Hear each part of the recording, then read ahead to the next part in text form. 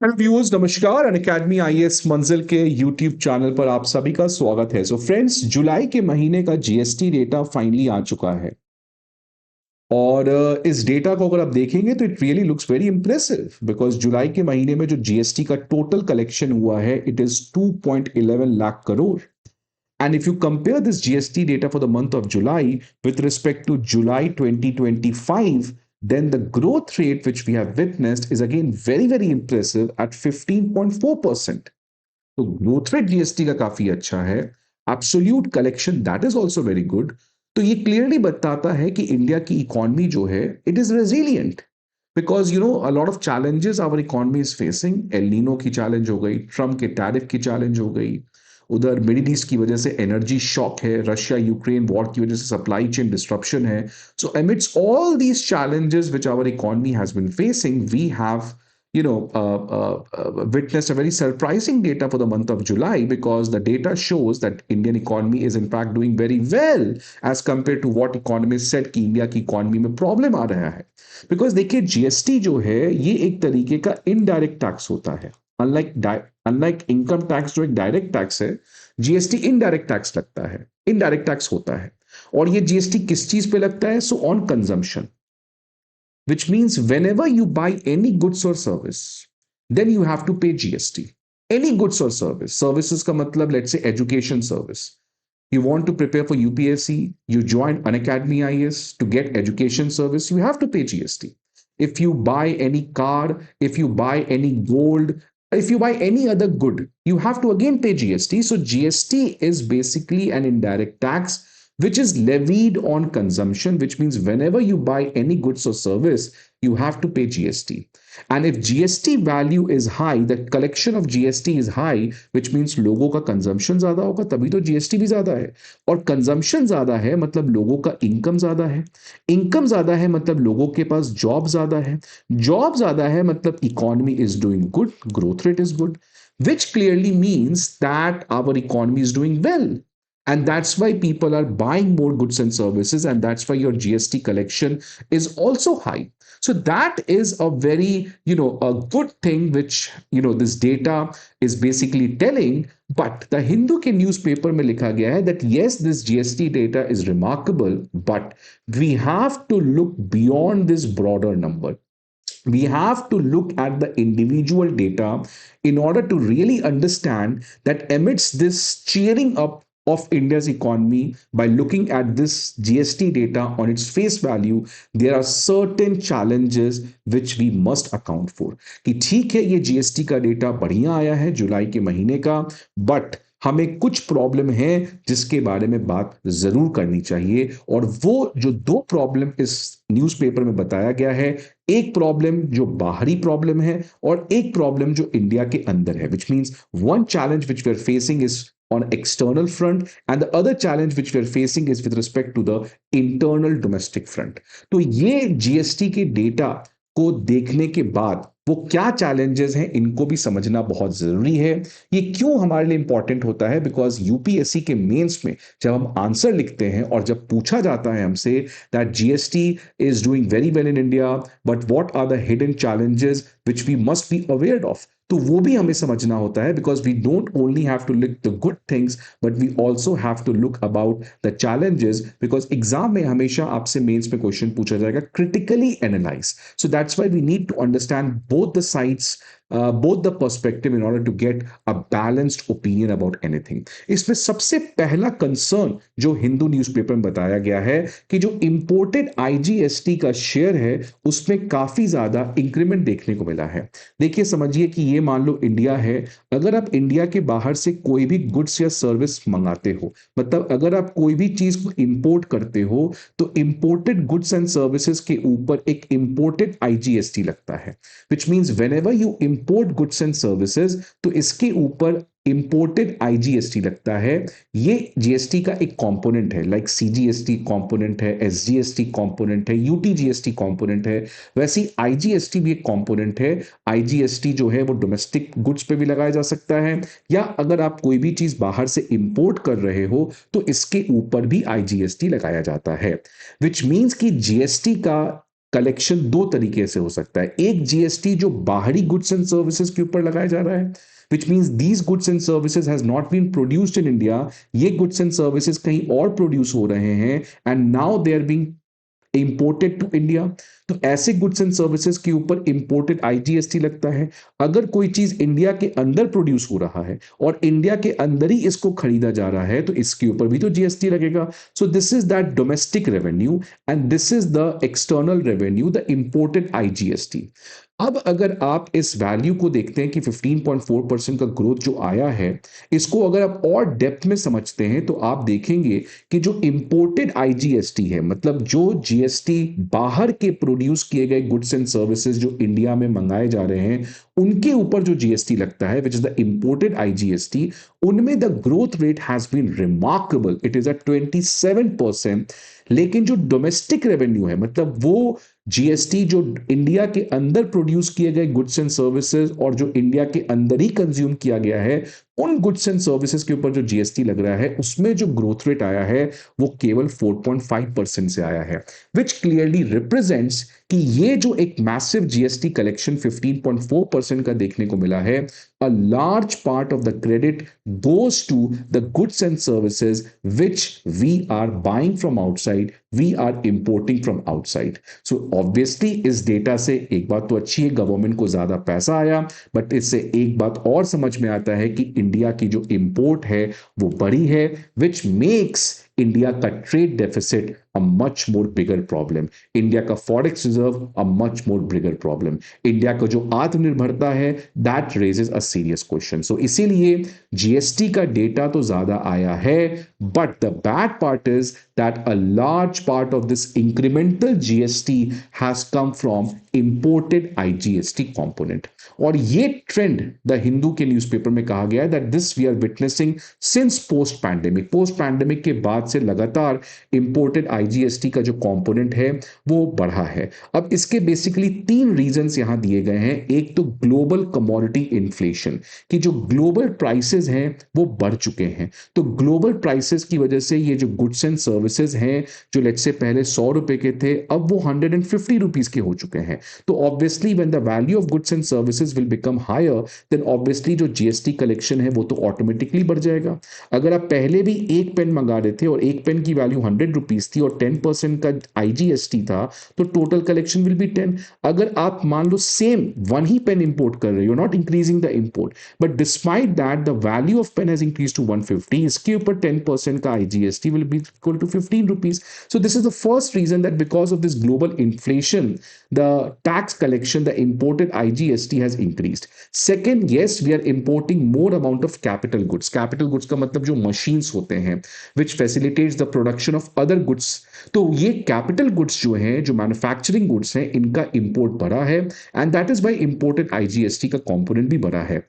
The third very important reason is कि why imported IGST has increased because of rupee depreciation. Friends, आपको पता है कि पिछले एक साल से लगातार एक important phenomena भारत की इकोनॉमी में देखने को मिल रही है that rupee has been constantly depreciating with respect to dollar. अगर आप देखेंगे last 2025 अगस्त में, so $1 was somewhere equal to 87 and come back to July now after 1 year, लगभग 1 year, it is around $1 is equal to 95.22 rupees. ये आज का data है, which means rupee का depreciation has been one of the harsh reality which our economy is facing. अब जब भी friends रूपी डेप्रिशिएट करता है तो इससे एक अच्छी चीज होती है कि इंडिया का जो एक्सपोर्ट है वो कॉम्पिटिटिव हो जाता है, बिकॉज हमारे गुड्स को खरीदना बाहर के लोगों के लिए चीपर हो जाता है, and that's why our export generally increases when the rupee depreciates. But the bad part और the challenge with depreciating rupee is that our import becomes expensive. जो आप बाहर से चीजें खरीदते हो वो महंगे हो जाते हैं, तो जो क्रूड ऑयल है वो महंगा हो जाएगा,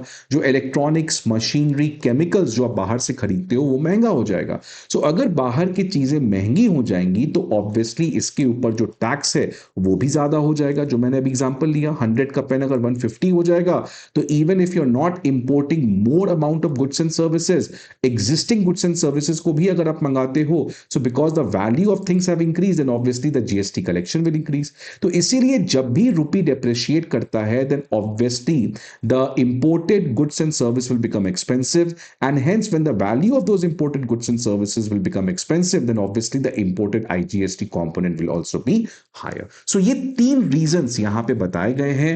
तो ये एक बड़ा इंपॉर्टेंट चीज है जो भारत की इकोनॉमी को सोचना चाहिए, बात करना चाहिए, that yes we are seeing a good GST growth rate but a large part of GST growth rate is coming from this increasing component of imported IGST which basically reflects that trade deficit की problem जो है, भारत की आत्मनिर्भरता की जो problem है वो अभी भी दूर दूर तक कम होते हुए नहीं दिख रही है।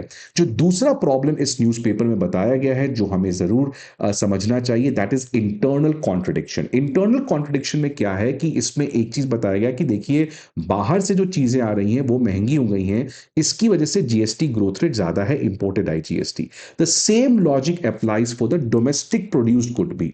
अगर आप डोमेस्टिकली प्रोड्यूस गुड को देखेंगे, जिस प्रोडक्शन को हम लोग इन्फ्लेशन को मेजर करते हैं with the help of WPI, जो प्रोड्यूसर के लेवल को इन्फ्लेशन को समझता है, सो अगर आप जून के महीने का डब्ल्यूपीआई डेटा देखेंगे so that is at 7.18% at the manufacturing level, which means India में जो डोमेस्टिक गुड्स मैन्युफैक्चर हो रहे हैं जिनको डब्ल्यूपीआई इन्फ्लेशन से समझा जाता है कि उनमें प्राइसेस कितने बढ़े हैं, सो जून में it is at 7.18% as compare to June 2025, which means the domestically manufactured good has also increased and that is why आपका जीएसटी बढ़ा है। तो ये जो फ्रेंड्स जीएसटी बढ़ा, वेरी इंपॉर्टेंट पॉइंट समझिए कि ये जो जीएसटी इंक्रीज हुआ है it is not because that we are producing more and people are buying more. ऐसा नहीं कि पहले 100 पेन बनता था और 100 पेन खरीदा जाता था और अब 200 पेन बन रहा है, 200 पेन खरीदा जा रहा है। इनफैक्ट मैन्युफैक्चरिंग में तो एक स्टैग्नेशन देखने को मिला है। अगर आप HSBC manufacturing purchasing managers index देखेंगे तो our manufacturing growth is witnessing a 5-year low। So in fact, our production has come down, but despite that, why my domestic GST component has increased? Because of increase in the production cost, which has led to higher prices of goods। और goods के ऊपर आपको पता है कि tax को ad valorem tax कहा जाता है। एड वैलोरम का मतलब कि it is imposed on the value. Value दो तरीके के टैक्स होते हैं, शायद आपको पता होगा। एक तो टैक्स होता है जो स्पेसिफिक टैक्स होता है, मतलब आप इसको स्पेसिफिक टैक्स से लगा सकते हो। दूसरा होता है एड वैलोरम। एड वैलोरम का मतलब it is levied on value. Specific का मतलब कि लेट्स से आपके पास 3 सामान है ए बी सी, तो स्पेसिफिक टैक्सेशन के अंदर टैक्स जो है इट इज नॉट लेवीड कि इस तीनों की वैल्यू क्या है। Just because there are 3 units तो इन 3 यूनिट्स के ऊपर टैक्स लगेगा। एड वैलोरम में इट डज नॉट मैटर कि 3 सामान है या 4 सामान है, इन सामान का टोटल वैल्यू कितना है उस पर टैक्स लगता है। So a factory producing 100 pen, it does not matter whether you produce 100 pen और 120 पेन, बट इस 100 पेन की वैल्यू कितनी है उस वैल्यू के ऊपर टैक्स लगता है। तो ऑल्दो आप पेन प्रोड्यूस सेम कर रहे हो, बट अगर इस पेन का दाम ही महंगा हो गया है then the value of pen will also be higher, and when the value of pen will be higher then obviously the GST जो उस पे लग रहा है that will also be higher. So this is a very important problem जो आपको mains के लिए याद रखना है, that although my manufacturing sector is facing problem, my manufacturing growth has not witness the same level of expectation which we have imagined, but on the other hand this higher GST is basically reflecting the higher inflation at the manufacturing level, which clearly the data also shows high WPI inflation जो जून में 7.18% पे है। लेकिन इसके बाद इस paper में कहा गया है कि देखिए कुछ स्टेट्स ऐसे हैं, कुछ चीज ऐसे हैं जहां पे जीएसटी अच्छा काम किया बिकॉज वो सेक्टर्स अच्छे परफॉर्म कर रहे हैं। तो मैन्युफैक्चरिंग में प्रॉब्लम है, लेकिन अगर आप सर्विस सेक्टर में देखेंगे तो सर्विस सेक्टर में भी स्लोएस्ट ग्रोथ देखने को मिला है, बट सर्विस सेक्टर में रियल एस्टेट और जो बिजनेस सर्विसेज हैं उसमें अच्छा परफॉर्मेंस देखने को मिला है। So despite all these challenges which we are facing, some good part is कि सर्विस सेक्टर में कुछ सर्विसेज, बिजनेस सर्विस का मतलब legal service, consulting service, real estate service, इसमें कुछ इंक्रीमेंट देखने को मिला है। But again the challenge over है कि ये जो जीएसटी में डोमेस्टिक ग्रोथ देखने को मिल रहा है कुछ सेक्टर्स में, ये केवल कुछ स्टेट्स में देखने को मिल रहा है। It is concentrate geographically, like Gujarat, Maharashtra, जो ऑलरेडी प्रॉस्पेरस स्टेट्स हैं, वहां पे growth momentum is high. But otherwise अगर आप देखेंगे तो अक्रॉस इंडिया बहुत सारे स्टेट्स ऐसे हैं जिसमें जीएसटी नेशनल एवरेज के ग्रोथ से कम देखने को मिला है। There is a stagnation over there.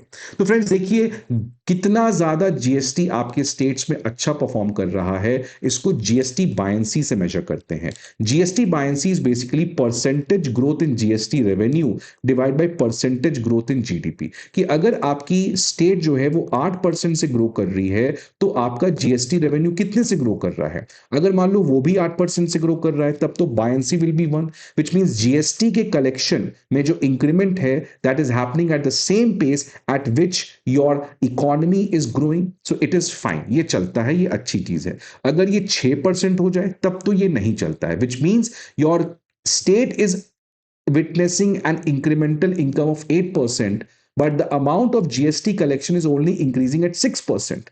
So GST collection grows slower than GDP, which is something which we need to worry. The best thing which can be कि आपकी economy या आपका स्टेट 8% का ग्रो किया, बट आपकी GST revenue 10% से grow कर रही है, which means a buoyancy of greater than 1. That is the best thing which is possible for the any state. अब अगर आप देखेंगे इंडिया में जितने भी स्टेट्स हैं, यूनियन टेरिटरीज हैं, उनमें से केवल कुछ ऐसे स्टेट्स हैं जिसमें जीएसटी बायंसी 1 से ज्यादा है या 1 है। और इसीलिए न्यूज़पेपर में लिखा गया है that this increase in GST, जो आप 15.4% देख भी रहे हो, इसमें ऑब्वियसली एक तो बाहर के जीएसटी का कंपोनेंट का ज्यादा शेयर है, मैन्युफैक्चरिंग के जीएसटी का शेयर कम है, सर्विसेज सेक्टर में कुछ सर्विसेज है वहां पे एक्स्ट्रा जीएसटी ग्रोथ देखने को मिल रहा है, but that is also very much concentrated geographically. इसका मतलब है most of the strong GST growth जो सर्विसेज में देखने को मिल रहा है, खासकर रियल एस्टेट और बिजनेस सर्विसेज में, it is only coming from few states or cities rather than being spread across the country. तो यही अनइवन ट्रैजेक्टरी की बात कर रहा है कि केवल 16 स्टेट्स और यूनियन टेरिटरीज ऐसे हैं जिनका GST revenue growth national average से ज्यादा है, which means a lot of states are struggling to witness any increase in the GST revenue growth. अब इसके दो मेजर रीजंस बताए गए हैं। एक तो manufacturing is concentrated only in few states, Maharashtra, Gujarat, Tamil Nadu and Karnataka, और कुछ जगह सच एज चेन्नई, गुरुग्राम, पुणे, बैंगलोर, मुंबई, हैदराबाद, यहां पे जो अर्बन इकोनॉमीज हैं इनमें ऑर्गेनाइज सेक्टर ज्यादा है, तो जीएसटी तो ऑब्वियसली ऑर्गेनाइज ही सेक्टर देगा। जो स्मॉल रिटेलर्स हैं, जो टाइनी मैन्युफैक्चरर्स हैं, जिन स्टेट्स में एग्रीकल्चर ज्यादा होगा, मतलब जिन स्टेट्स में, जिन सिटीज में अनऑर्गेनाइज सेक्टर ज्यादा होगा, उसमें जीएसटी ग्रोथ भी कम होगा। सो व्हाट बेसिकली ये न्यूज़पेपर कह रहा है दैट देखिए, जीएसटी का जो ग्रोथ है वो ऑल ओवर इंडिया देखने को नहीं मिल रहा है। इसलिए जीएसटी 3.0 में हमें यह इंश्योर करना चाहिए that GST not only grows but GST also grow more broad based geographically, मतलब सबका साथ सबका विकास जो प्राइम मिनिस्टर मोदी ने कहा था उस तरीके से होना चाहिए। So let me conclude, my conclusion is that GST growth को अगर आप देखोगे फेस वैल्यू पे तो it witness a very impressive record, but if you look in a much more depth manner, so a large part of this increase in the month increase in the GST for the month of July has come from imported IGST, not from domestic GST revenue. That means कि India में import is increasing. That reflects not a good story because it reflects कि India का trade deficit and other things will become more problem, current account deficit. अब ये जो imported IGST increase हुआ है, it is because of A, inflation, B, rupee का depreciation, and third, high import of capital goods. On the other hand, अगर आप internal level पे problem देखोगे तो manufacturing का जो GST contribution है that is not doing well because manufacturing में प्रोडक्शन में स्टैग्नेशन देखने को मिला है। ये जो मैन्युफैक्चरिंग में जीएसटी बढ़ा भी है, it is not because manufacturing sector is doing well, but it is only because कि मैन्युफैक्चरिंग गुड्स के जो प्राइस हैं वो बढ़ चुके हैं, और क्योंकि जीएसटी एक एड वैलोरम टैक्स सिस्टम है, ये वैल्यू पे लगाया जाता है, not on the basis of how much or how many units you have produced. So that's why even if you produce less unit but the value of those unit increases, then anyways you land up paying higher GST. जहां पे एक अच्छी चीज है वो है services sector में कुछ सर्विसेज हैं जो फॉर्मल ऑर्गेनाइज सेक्टर में आते हैं, बिजनेस सर्विसेज, रियल एस्टेट, तो इनमें ग्रोथ देखने को मिला है, बट इसमें भी अगर आप देखेंगे जो ग्रोथ आ रहा है ये कुछ ज्योग्राफिकल जोन्स में ही आ रहा है, विच मींस कि बहुत सारे इंडिया के स्टेट्स में जीएसटी बायंसी जो है, which basically measures that what is the pace of increase in the GST revenue with respect to the increase in the growth of that particular state GDP। तो कुछ ही states में GST buoyancy की value 1 या 1 से ज्यादा है, और वो कौन कौन से स्टेट्स हैं? महाराष्ट्र, गुजरात, तमिलनाडु, कर्नाटका, और उसी में कुछ सिटीज हैं। और ये इसीलिए है बिकॉज इन्हीं स्टेट्स में मैन्युफैक्चरिंग सेक्टर है, इन्हीं सेक्टर्स में ऑर्गेनाइज सर्विसेज का डोमिनेंस है, इसलिए जीएसटी 3.0 को हमें और ज्यादा इंक्लूसिव बनाने की जरूरत है। Now let's try to conclude. तो कंक्लूजन में यही है कि GST trajectory has increased, but सबसे अच्छी बात यह होती कि ये जो जीएसटी ट्रैजेक्टरी बढ़ा है, it should because of higher domestic production, it should be because of growing income and broad based consumption. मतलब ये consumption should not be concentrated only in few states, but it should be much more broad based is nature, rather than जो अभी GST growth देखने को मिला है, it is because of higher import, because of exchange rate जिसकी वजह से हमारा इंपोर्टेड गुड्स महंगे हो गए हैं, एंड लोकल इन्फ्लेशन की वजह से मैन्युफैक्चरिंग सेक्टर में जीडीपी जीएसटी ग्रोथ रेट ज्यादा है। सो इसीलिए यहां पे जो कंक्लूजन है दैट इंपोर्ट क्यों ज्यादा हो रहा है, क्यों मैन्युफैक्चरिंग सेक्टर में स्टैग्नेशन है, that clearly shows that make in India का जो अभी भी सपना है वो कहीं ना कहीं अधूरा रह गया है। सो that's why a healthy GST basically means that government is going to benefit in the short run, but in the long run, if we really want to create a big change, then this GST growth should come from domestic reason. This GST growth rate should not come from concentrated geographies, but across India, and this higher GST should not be result of higher inflation, lower production, but it should be higher production, lower inflation. So I hope friends आपको ये video अच्छा लगे। See you again some other video. Till then, goodbye and take care.